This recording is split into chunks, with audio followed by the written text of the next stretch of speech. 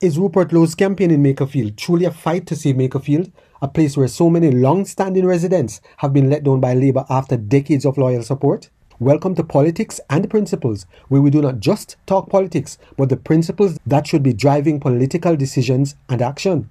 Today we are talking about servant leadership over self-interest and a by-election that could matter more than many realize. Rupert Lowe brings sharp ideas that could genuinely help Britain. Ideas many on the right respect. But when personal rivalries appear to drive the decision to stand in a tight marginal seat, we have every right to examine the motivation.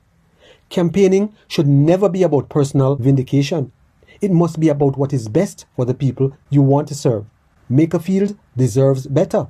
So when a strong candidate with real ideas enter the race, it should be about serving those people, not settling old scores. That is a central question we must ask. A true leader sets aside ego, even deep feelings of injustice, and focuses on the bigger picture. Britain faces serious challenges under Labour. This is the moment for those who want real change to put country and constituency first. Look at what mature leadership looks like. Whatever you may think of President Trump, he has shown the ability to work with people who hold very different views when the mission is bigger than any individual.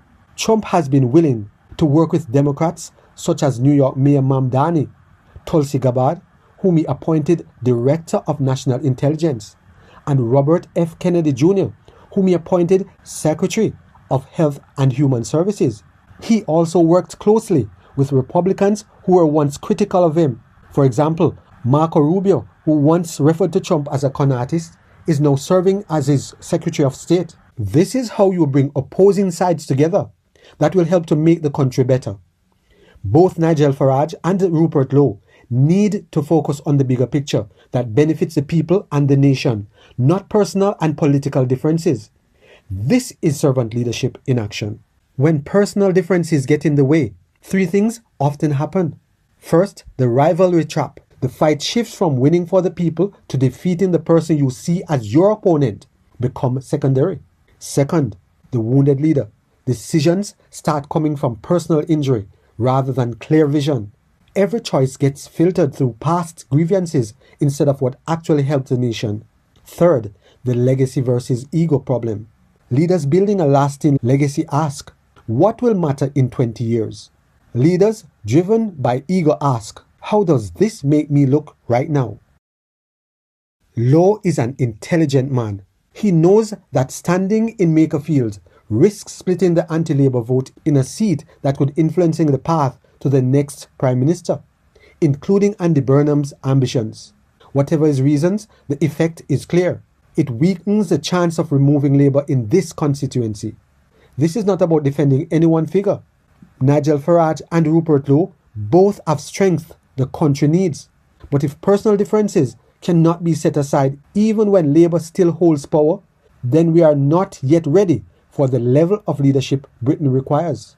Britain does not need more division among those who want change.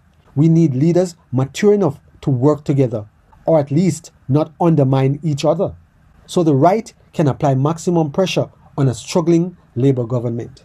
The people of Makerfield and Britain as a whole deserves leaders who choose service over scores. Leaders who are whole enough to put the country's needs above personal wounds. If you believe in principled politics over personal rivalries, let me know in the comments. Which leader do you think best shows servant leadership right now? If this video resonated with you, watch the next one coming up on your screen.